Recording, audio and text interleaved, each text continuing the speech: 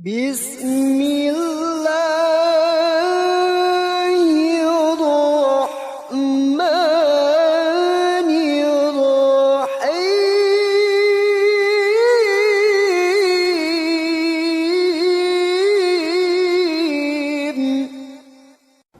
Nah, i'tikaf ini teman-teman sekalian, yang paling afdal puasa ke-19 malam ke-20.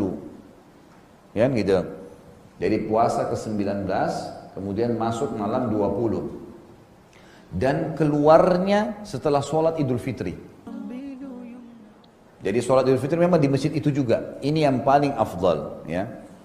Makanya cari masjidnya masjid yang jami', yang dipakai sholat Jumat, yang dipakai sholat Id, memang begitu. Ini yang paling afdal kita bicara. Kalau tidak bisa, usahakan bisa mengikat diri di malam-malam ganjil.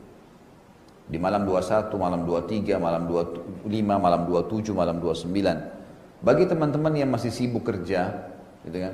Misal suaminya kerja atau istrinya kerja, atau mungkin suaminya yang kerja, istrinya nggak mungkin tinggalin rumah, ada anak-anak. Bisa pakai cara, saya pernah pakai cara sama istri sama anak saya. Waktu itu kebetulan karena rumah saya di Condet dekat dengan Masjid At-Tin, maka saya ke Masjid At-Tin, gitu kan? Saya sholat di sana.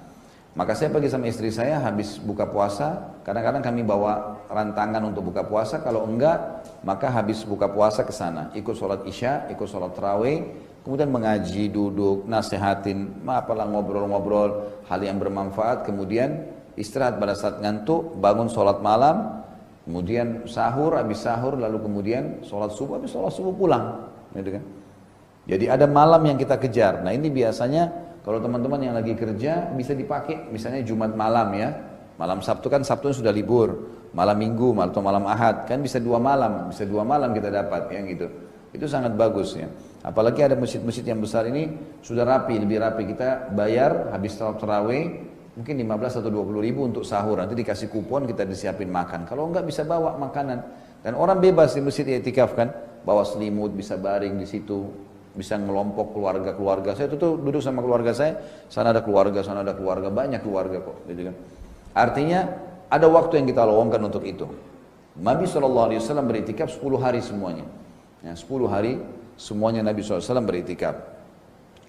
Kalaupun ada pendapat ulama yang mengatakan i'tikaf itu yang paling sedikit adalah mengikat antara sholat ke sholat. Jadi misal maghrib ke isya, misal duhur ke asar, asal dia niatkan i'tikaf bisa dapat pahalanya, insya Allah, gitu kan. Tapi tentu ini berbeda pahala dengan orang yang memang nginap di masjid, karena targetnya memang 5 waktu sholat di masjid, nggak boleh keluar dari masjid kecuali memang darurat sekali, baru bisa keluar. Nah ini i'tikaf.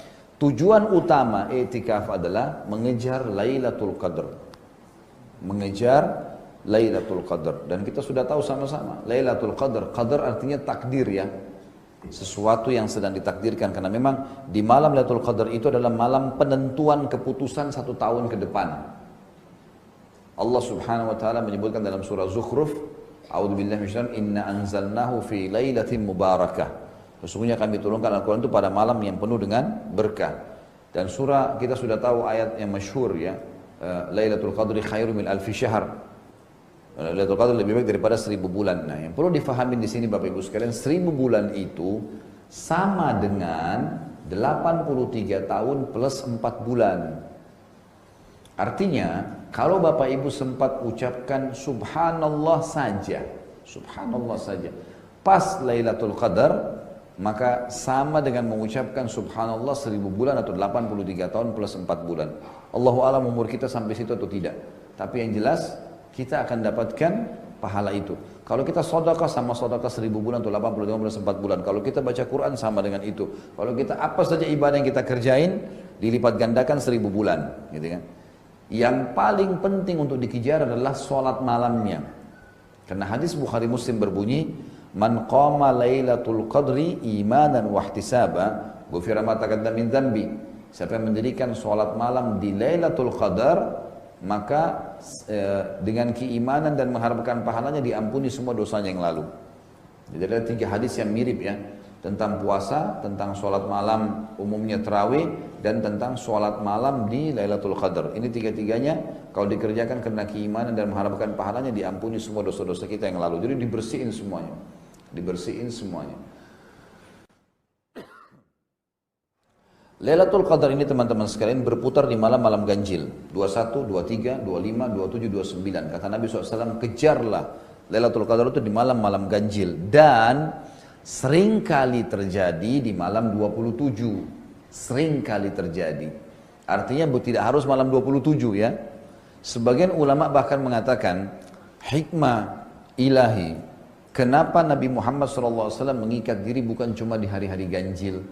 Kenapa Nabi SAW 10 terakhir semuanya mengikat diri dengan i'tikaf? Karena untuk menilai ini malam ganjil atau tidak, dengan adanya perbedaan waktu antara negara dengan negara, bisa saja Lailatul Qadar itu terus berjalan di 10 terakhir. Allahu alam, kita nggak tahu. Kayak misal kita sekarang di Indonesia sudah malam ganjil semalam, kita sudah dapat misal Lailatul Qadar dengan izin Allah.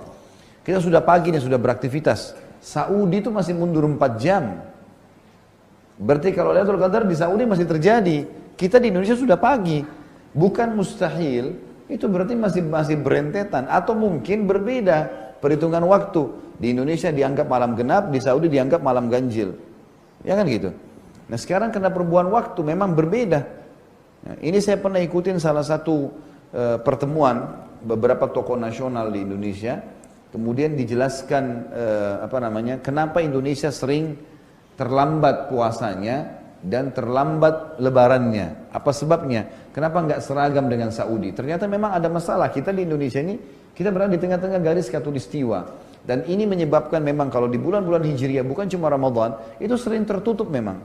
Emang nggak kelihatan. Dan Nabi Subhanahu sudah bilang dengan hikmahnya, sumu li ru'yatihi, puasa dengan melihatnya.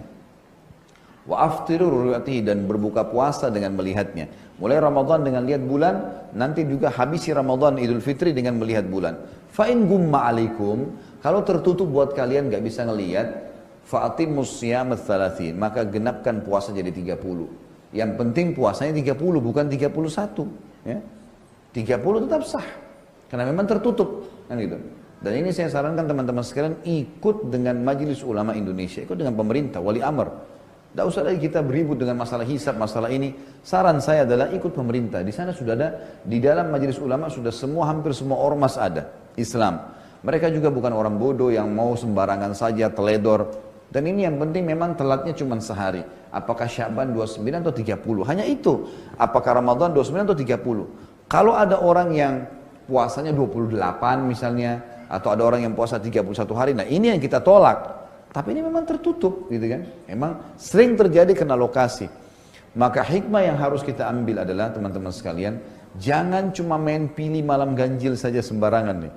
Karena kita tidak tahu pekahnya nih kapan terjadi kan. Maka 10 terakhir semuanya maksimalkan dengan sholat malam.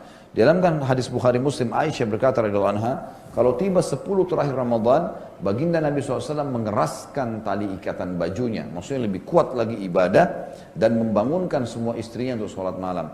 Hadis ini juga menyebutkan kalau Nabi SAW tidak setiap tahun i'tikaf, gitu kan? Karena memang beliau di sini disebutkan membangunkan istri-istrinya. Jadi Nabi SAW bukan berarti setiap malam keluar bangunin. Tapi memang di sini Nabi SAW berarti ada di mana Ramadan yang beliau tidak beriktikaf, tapi beliau menggiatkan diri untuk bangun sholat malam. Seperti itulah.